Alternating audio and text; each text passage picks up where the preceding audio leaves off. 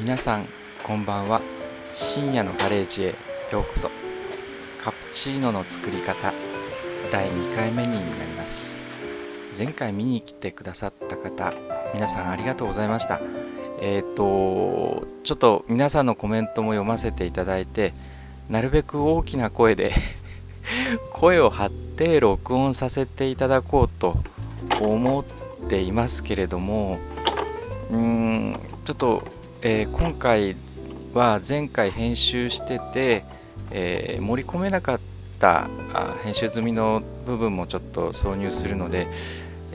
ちょっとごちゃごちゃしてるかもしれませんが、よろしくお願いします。なるべく、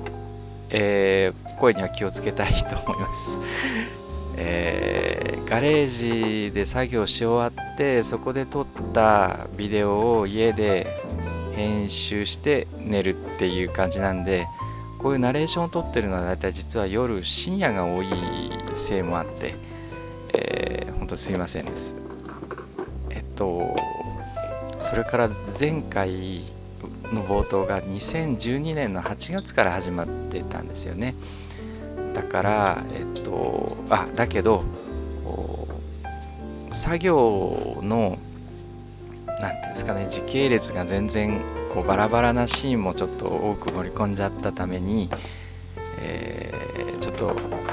このカプチーノの分解整備作業がどういう手順で進んでるのか、多分見てて分かりづらかったんじゃないかなと思います。今やってる作業はダッシュボードを外す内装剥がしの状況なんですけれども、まずカプチーノこのガレージ、知人のガレージをお借りして入れさせていただいて、でジャッキアップしますよね。でジャッキアップしたらタイヤを外して、それから前後のバンパーを取り外してからテールランプとヘッドランプ、透過類を外しますよね。で、それからこの車はもちろんオープンカーなんで屋根をもちろん外して、で、足回りをこの間外すところを移したと思います。でエンジンを下ろす前に、一度内装を外して、ハンドルですね、ハンドルの軸を一回外しておかないとエンジンが乗ったサブフレームっていうのが下に落ちませんので、それとあと電気系統を外すことですか、この辺をやり始めてるんです。今取ったちっちゃい部品を止めていたネジごと、ネジをバラバラにしないで、チャック付きの袋ありますよね、こういうビニールの袋を買ってきて、その中に入れて、それが一体どの辺の部品なのかっていうのを、何でもいいんでその辺の紙切れに、この辺の適当な包装紙ですね、破いてマジックで書いて、で一個一個袋詰めしているところです。こういうのをちょっとまめにやっておかないと本当に内装関係だけでも相当な部品数があるんで、まずネジと物がバラバラになったら本当にひとたまりもないというか、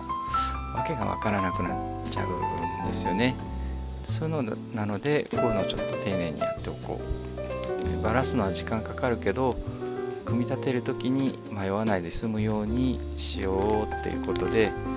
いろいろ自分なりに工夫してみてるところです。これはもうさっきと違ってハンドルを取って、もうダッシュボードグラグラの状態なんですけれども、実は本当に電気配線があっちこっちうねっていてですね、それを丁寧に取っていかないとまだ外せないんですよね。どこかな、どこでくっついてるのかなっていろいろ探しているところです。でこういうことをやってダッシュボード剥がしてから、ダッシュボードの裏にあるブロワーモーター、それからエアコンですね、エアコン周り配管を取り外して、あとハンドルですね、ハンドルの奥にあるなんていうんですかね、ハンドルポストと言っていいんですかね、その辺を、バルクヘッドを貫通してエンジンルームにこうハンドルの軸が伸びて舵取り装置にくっついてるんですけど、その連結をまず外してやるということ、それからアクセルとかクラッチのワイヤーを切ること、それから床面にあるカーペットを外しまして、カーペット裏にある配線類からハンドブレーキですね、ハンドブレーキとハンドブレーキのワイヤー関係、それからこのカプチーノはオープンカーなんで後ろのなんていうんですかね、屋根に関わる部品ですか、オープンになる駆動する部分、屋根っぽいところなんて言ったらいいんだろう、よくわかんないですよね、説明が。その辺をうまく取り去るっていうことですね。そのいうことをまず一通りこれからやっていくっていう形になります。で、なんでこんな苦労して買ってきたばかりの中古車とはいえですね、特に不備もない車をかわいそうにこんなバラバラにしているのかということだと思うんです。知人にも僕バラしてるんだよって言うと必ず言われるのは「へえすごいね」っていう言葉と、もう一つは「どっか壊れてるの?」って言われるんで、壊れてるんじゃないよ、壊してるんだよって言って冗談を言ったりしてるんですけどもカプチーノっていう車を買う前にですね、この車の素性というか、乗っててどこがいいとか悪いとか、巷の人たちのいろんな意見とか感想とか、そういったものが今便利なものでネット上にいろいろ溢れてるわけですよね。それをいろいろこう紐解いて見てみると、必ずと言っていいほど出てくるのがサビの問題なんですね。後でももうちょっと触れると思いますけれども、オープンカー屋根が取り外しできる構造もあって、錆びやすい、とにかく錆びやすいという話がもういっぱいあるんです。で、自分買う時もすごく錆びは気を使って買ってでもやっぱりばらさないとわからないところってすごくたくさんあるので、この内装を外してカーペットをめくる時が実は一番ドキドキしました。で、裏も見ましたね。こっからがちょっと分かりづらいんですけれども、カプチーノのこれ裏側になります。こういうビデオキャメラ一人称の視点で今撮ってるのはコンツァーのロームっていう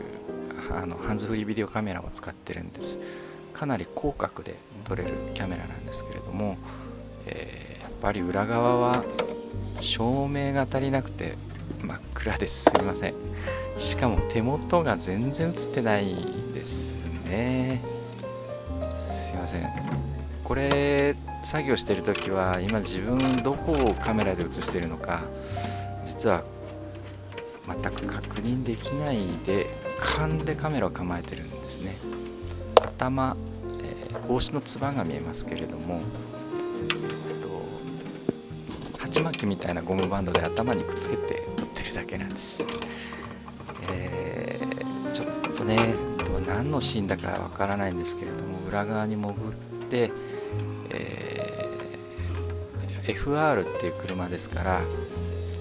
プロペラシャフトっていう鉄の軸が通ってるんですね。車の前側にあるエンジンの動力を後ろ側のデフという機械を通じて後輪に、伝えるための回転軸があるんですけど、それとそれから排気筒ですね、排気の筒、マフラー、これが一緒に入っている大きなくぼみがずっと続いてるんですけど、このトンネルみたいになっているところに蓋がついてまして、この蓋を今取り外しているところです。蓋を外したらさっき言った、プロペラシャフトを外してリアのデフを、サブフレームごと落として、でプロペラシャフトの締結を外して、今度はプロペラシャフトの先っぽの方、ミッションですね、エンジンの動力を変化させるギアが入った箱ですね。ミッションとの締結を外してプロペラシャフトを落として、でそれができて、電装系も外しながらようやっと今度最後エンジンを落とすという、そういう手順になります。それでここではちょっと映しようがないんですけれども、プロペラシャフトのっていうのはいくつかベアリングがついてて、中に潤滑用のゴムとオイルが含んだゴムラバーで覆われている部分がいくつかあるんですけども、そこを工具でこじってしまって万が一穴を開けてしまうとプロペラシャフトごと実はダメにしてしまうらしいんです。僕はそういうことをせずにうまく取り外せたんですけれども、見るとそのラバーのブーツのところが非常に大きなクラックがいっぱい入ってまして、やっぱり製造から20年以上経ってるんで、ちょっとこれ問題あるかなと思って、でもね、買うとプロペラシャフトごと交換と、値段8万円なりみたいなことをちょっと調べると出てきて、ちょっと今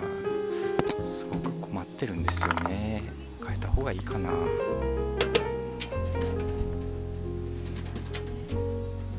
僕が一番最初に車をいじり始めた時に買った工具っていうのは、ソケットレンチセットだったと思います。工具っていうのは本当にピンキリで、高ければすごく高いのもあります。有名なのではブルーポイントでしたっけ、スナポンか、ラチェットレンジ1本で1万5000円とか、もうちょっと今の自分では考えられないんですけれども、最初買ったのは、こんな感じの、こんな感じって言ってもあくまでイメージなんですけども、出しているのは、1セットでそうだな2980円だとかさ、そういう感じの、量販店で買ったソケットレンチセットだったと思います。そのセットは今どうなってるかっていうと、実は手元にないです。ソケットはみんな捨ててしまってますし、レンチは壊れちゃいました。なぜかっていうことをちょっとこれからちょっと簡単にご説明しようと思います。ソケットの裏側の写真をちょっと出してみます。このソケットとソケットレンチとの結合部分のところには、裏側にこういう楕円形の穴が、切り欠きが入ってます。でこちらはソケットなんですけれども、ソケットレンチなんですけども、レンチとソケットの結合部分のここのところには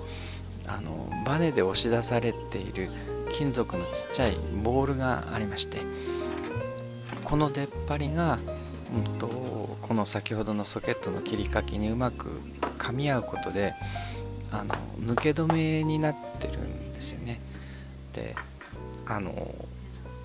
これがないとどうなるかっていうと、ギュッギュッとボルトやナットを回した後でポーンって取った時に、ソケットだけが工具から離れて相方に残ってしまってですね、狭いエンジンの方をいじってポンって抜くとソケットがコロコロコロンって転がっていって、エンジンのどっか、エンジンルームのどっか分かんないところに行ってしまって、って、なってしまうっていう、そういうことが頻発するようになるんです。で先ほど言った安いソケットレンチセット、全部ではないかもしれませんけど、とにかく僕が昔買ったソケットレンチセットはこういう切り欠きや抜け止め防止の加工が施されていないもので、ソケットがコロリンコロリンとすぐに落っこちていっちゃうんですよね。あまり高い工具っていうのは必要ないかもしれませんけども、信頼のある工具を選んだ方が確かにいいと思います。これはハンマーですね。普通の大工さんが使うようなハンマー、釘打ちハンマーとは違います。もう 1.1 キロ、かなり大きくて重いハンマーです。そういうハンマーの方が一発でドーンと大きい衝撃を与えることができるので、結構重要です。これはプロの人に教えていただきました。今手に取ったのは、先ほど足回りを外す時に一部使っていたインパクトビットですね。プラスのネジを外すんですけれども、かなりこれは特殊な工具です。ドーンってさっきのハンマーで叩いてぐるっとこうネジを回す、舐めないで回すっていうやつです。で、次なんですけども、外したネジ、ナットとかボルトとかをどうやってこう整理してこう保管しとくかっていうのが結構大事でですね、こんなちっちゃなプラスチック製のこう引き出しのついてるやつを買ってきて、シールつけて一個一個入れてるんです。本当はこういう豆なの僕苦手な方なんですけれども、やらないと本当にバラしたはいいけど組み立たなくなっちゃうんですよね。ネジが余ったり、足りなかったりしちゃうんで。でこの赤いのがですね、12トンの油圧プレス機です。なんでこんなの必要なのって思うかもしれませんけど、ゴムのブッシュを打ち抜いたり、ブッシュっていうのは緩衝材のことなんですけれども、交換したいと思ったんで、それを自前でやろうっていうことで、これ実は小札で買うと2万5,000円ぐらいするんですけれども、ガレージセールでなんと2000円で売ってたんです。アストロプロダクツというお店のガレージセールで買いました。ちょっと油が漏れてるから2000円でいいよというんで、キャッホーって感じで、これいい買い物をしました。プレスのこのポンプですね。ポンプじゃなくてなんだっけ、ジャッキの油また足せばね、全然使えます。スズキのサービスマニュアル、それから隣にパーツカタログっていうのがあります。一般に言う整備解説書ですね。ご覧のようにこういうのがメーカーから出てまして、個人用ではなくてこう車を修理する業者向けに作られている本です。それぞれの部品やアセンブリのどういうふうに修理していくかとか、いろんなことが書いてあります。すごくありがたいのがですね、ボルトをどれぐらいの強さで締め付けたらいいかとか、そんな数値もちゃんとあって、すごい結構これぐらい分厚い本です。結構高いです。あと今手に取ったのがカプチーノメンテナンスっていう本で、こういう本が、一般に売られてます。これはAmazon で買ったんですけれども、これが実は非常によくできた本でして、エンジンやミッションやいろんなブレーキとかのメンテナンスの、取り外し分解整備の方法やら全部図で書いてあります。さっきの本とまた違うのは、こっちは取り外しの手順から実践的なことをいろいろ書いている本ですね。多彩な図版で、あとボディパネル書いてあります。それから、今ちょっと見出しで見えたんですけれども、カプチーノオーナーなら誰もが気になるこのサビですね。製造から20年以上経っていて、いろんなトラブルが出てるんですけれども、そのトラブルの実例や構造がちゃんと書いてあります。ランニングコンポーネンツは大丈夫、問題はボディのサビにどう対処するかだなんていう、もう見てるだけでこう嫌になってきちゃうこともちゃんと赤裸々に書いてあってですね、サビの多発するポイントはここだよここだよなんていうのも書いてあります。これ恐ろしいけれどもちゃんと知っておきたいと思いまして、こういう情報は非常にありがたいですね。先ほどのパーツリストや、マニュアルが教科書とするなら、こっちは非常によくできた参考書といった感じです。本体が1900円。この手の本としては、一般の書物で言えば1900円高いと思いますけど、この手の本としては、まあ妥当かなと。エアーツールの要のエアーコンプレッサーです。今見えてるのがサブタンクとして使ってるんですけど、これ1代目初代の、エアコンプレッサーで壊れちゃったんで、上の機械物を取り払って、サブタンクに、これが今メインで使っている、エアコンプレッサーです。エアコンプレッサーっていうのは、電気モーターの力を使ってピストンを動かして、空気を圧縮させてタンクの中に空気を溜める機械なんですよね。で、圧縮した空気を使って今度はツール、いろんな工具を動かすっていうものなんですよね。このスイッチをこう入れると、今なんかすごいうるさいんですけど、コンプレッサーが作動して今空気を溜めてるわけです。1平方センチメートルあたり8キロぐらいの圧力で空気を溜めることができます。で、これね高かったんです。うちの近くの某ホームセンターが開店した時のその開店セールで3万円したんです。安いのは1万5000円ぐらいからあったんですけど、故障が多いという店員さんの内情のお話を伺って、アネスと岩田っていうちょっとメーカー品に手を出したんですよね。買うのにはさすがに勇気がいりました。それでなんでこんなエアツールを買う必要があったのかっていうと、一番はやっぱりそのインパクトレンチが欲しかったんです。インパクトレンチっていうのはこう強い力でボルトナットをグーンとこう緩めてくれる、そういう機械なんです。で、エアインパクトレンチですね。圧縮空気のこうポーンとこう押し出す力を使って、回転力に変えようっていう機械なんですけど、今これ使ってるのはただの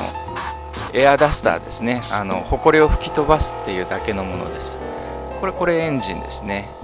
プシュープシューって言います。ただ遊んでるだけなんですけど、これ遊んでるだけです。はい。で、どうしてその聞こえるさっきのインパクトレンチなんですけども、インパクトレンチって工具よく知ってる方はご存知だと思うんですけど、電動のものもあるんですよね。で、電気モーターで買った方がレンチ早いじゃないかって、安く上がるじゃないかって思うんだけど、実はエアを使ったインパクトレンチの方がこれですね。これです。これ安かったんですけど、このインパクトレンチ6000円ぐらいだったんだけど、出せるトルクが550ニュートンメーターあるんです。結構力強いんですよね。電動のモーターを使ったインパクトレンチで550ニュートンメーターのトルクが出せるものっていうのはあまりお目にかかったことが実はありませんね。この車のこのタイヤ、このシルバーのナットが4つは見えますけれども、その真ん中にあるデコボコした形の、センターキャップとか言われるボルト、これが30ミリあるんですけれども、この車で一番大きなナットかな。これを外すのがハンドツールだとちょっと難しいんです。以前スピンナーハンドルに市販の鉄パイプをかぶせて長くして、外そうっていうふうにやって見たことがあるんですけれども、大変苦労しました。タイヤがやっぱり回っちゃうんですよね。これを難なく外すことができるのはやっぱり、さっきご紹介したインパクトしかないっていう状況です。でも現在も電動でも非常に高いトルクを発生して、いる製品もあるみたいなんですけれども、エアーで1回作って買っておけば、インパクト以外にもいろいろツールがあるから使い出があるだろうということでちょっと購入してみたわけなんです。これはエアダスターですね。そこ拭いちゃダメ。うわうわうわ、クラッチ拭いたらその辺粉だらけになってしまいます。ダメですね、バカですね。これクラッチです。この後しっかり丁寧に掃除はしておきました。もう25分過ぎたので今日はこの辺にさせていただきます。前回ご説明した小屋の方に、両方のドアから内装部品関係とかも全部運んでおいたんで、今はこんな感じでかなりすっきりした状態で作業が続けられるような形になってます。で、次回は、また工具の続きちょっとまだあるのと、それから自分の失敗談なんかもいろいろ盛り込んでいきたいかなと思ってます。じゃあまたお会いしましょう。おやすみなさい。